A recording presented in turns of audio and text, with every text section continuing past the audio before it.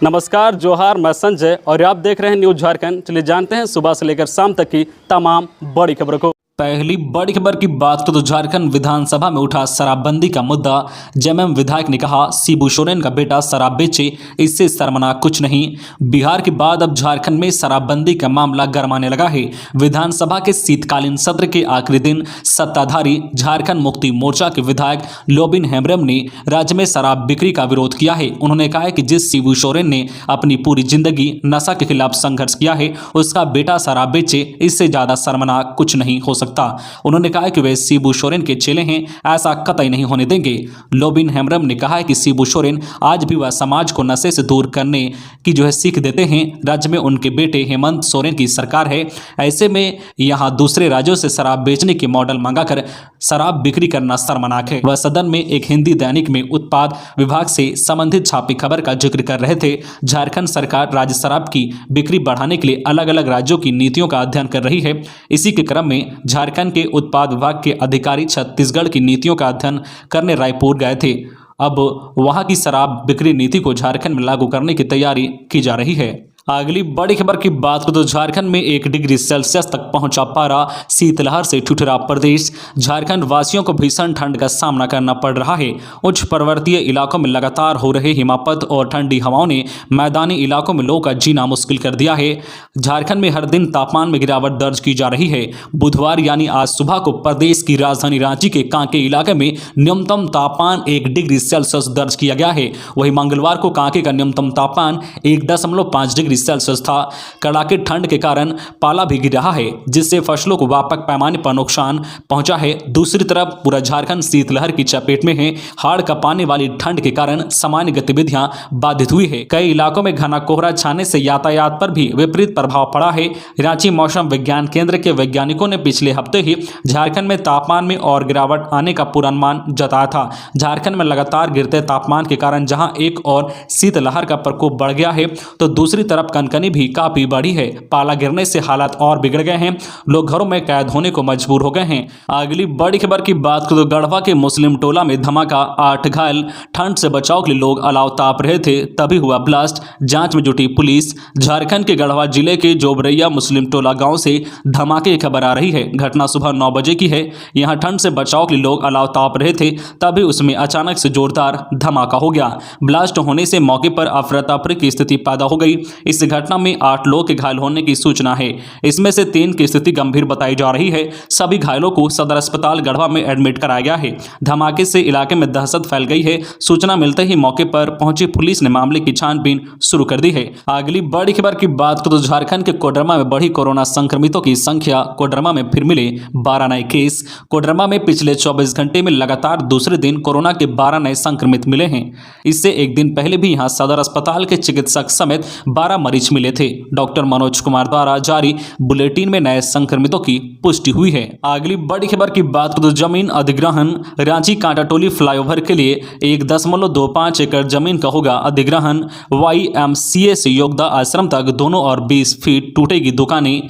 Kantatoli flyover के लिए एक बार फिर जमीन का अधिग्रहण होगा। इस बार YMCA से योगदा सत्संग आश्रम तक करीब 1.25 एकड़ जमीन का अधिग्रहण होगा, क्योंकि बहु बाजार से योगदा सत्संग आश्रम तक रोड के दोनों ओर करीब 20 फीट जमीन का अधिग्रहण होगा। मतलब सड़क के दोनों ओर 10-10 फीट के दायरे में बनी दुकानें टूटेगी। जिला प्रशासन ने जमीन अधिग्रहण की प्रक्रिया शुरू कर दी है। खबरों में आगे बढ़ने से पहले आपसे रिक्वेस्ट है कि अगर आप चैनल को सब्सक्राइब नहीं किए हैं तो प्लीज चैनल को सब्सक्राइब करके बेल आइकन प्रेस कर दे, जिससे आपको झारखंड की हर छोटी बड़ी खबर का अपडेट आप तक पहुंचता रहे। चलिए बढ़ते हैं खबरों की ओर। अगली बड़ी खबर की बात करें तो झारखंड को दहलाने की बड़ी साजिश नाकाम। 50 किलो विस्फोटक बरामद। झारखंड के लोहरदगा जिले के सदर थाना क्षेत्र में पुलिस ने भारी मात्रा में विस्फोटक बरामद किया है। साथ ही 2 लोगों को विस्फोट के साथ गिरफ्तार भी किया है। गिरफ्तार आरोपी का नाम राजू मुंडा और हरिप्रकाश है। लोहरदगा SP प्रियंका मीना को मिली गुप्त सूचना के आधार पर पुलिस ने छापेमारी की है, जिसमें 50 किलोग्राम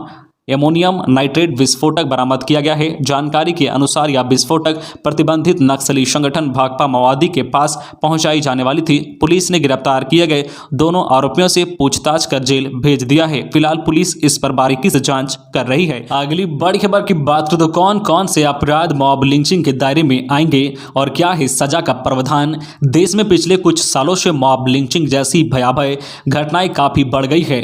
भीड़ के इस क्रूरता पर लगाम लगाने के लिए झारखंड सरकार ने एक बड़ा कदम उठाया है।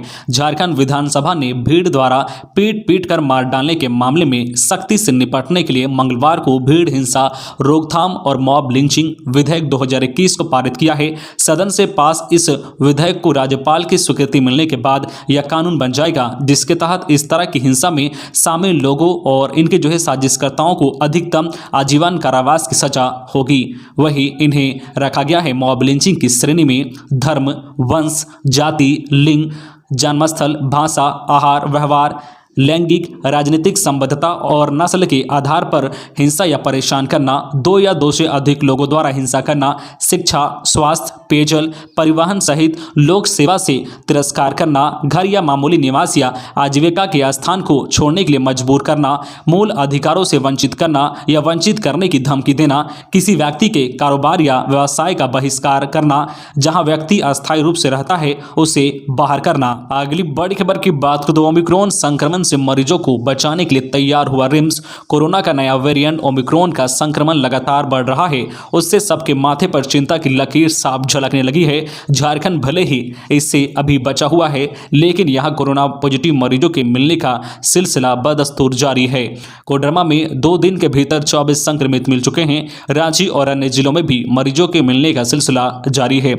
ऐसे में ओमिक्रॉन को लेकर झारखंड काफी चिंतित है, क्योंकि यहां जांच की सुविधा नहीं है। जीनोम सीक्वेंसिंग के लिए झारखंड पड़ोसी राज्य उड़ीसा पर निर्भर है। बहरहाल रांची रिम्स और सदर अस्पताल में ओमिक्रॉन संक्रमण से निपटने के लिए कई स्तर पर तैयारी शुरू कर दी गई है। ओमिक्रॉन संक्रमण को लेकर रांची रिम्स और रांची सदर अस्पताल को अलर्ट कर दिया गया है। रिम्स में प्रवेश करने वालों को गाइडलाइन का पालन करने के बाद ही आने की अनुमति दी जा रही है। अगली बड़ी खबर की बात करें तो दावा अपराध रोकने की दिशा में हो रही है पहल। विधायक भानु प्रताप शाही के सवाल के जवाब में राज्य सरकार की ओर से गृह, कारा एवं आपदा प्रबंधन विभाग ने अपने जवाब में बताया है कि झारखंड में बीते 2 साल में महिला अपराध की घटनाओं पर लगाम कसने की क्यावत हो रही है।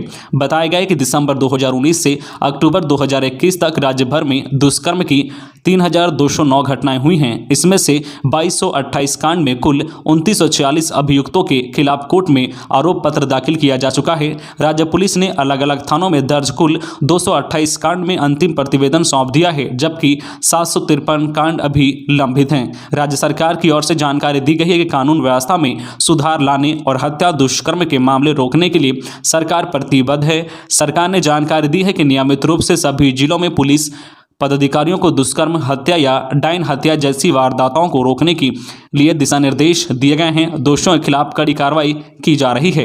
राज्य पुलिस की विशेष शाखा को भी सूचना जुटाने व इस पर कार्रवाई का निर्देश दिया गया है। अगली बड़ी खबर की बात करें तो राज्य में 27 दिन बाद मिला ब्लैक फंगस का मरीज। झारखंड में 27 दिन के बाद फिर ब्लैक फंगस का मरीज मिला है। यह महिला है और जमशेदपुर की रहने वाली है। उसे कल रिम्स के ट्रामा सेंटर में भर्ती कराया गया है। इससे पहले बीते 24 नवंबर को झारखंड में अंतिम बार ब्लैक फंगस का मरीज मिला था। पीड़ित महिला को पहले डेंगू वार्ड में भर्ती किया गया था। हालत की गंभीरता को देखते हुए उन्हें बाद में ट्रामा सेंटर में भर्ती करा दिया गया। अगली बड़ी खबर की बात करें तो हाथियों के आतंक से ग्रामीणों में दहशत, खेतों में जमकर मचाया तांडव, फसल बर्बाद। किसानों के लिए खेती करने की राह कभी आसान नहीं होती।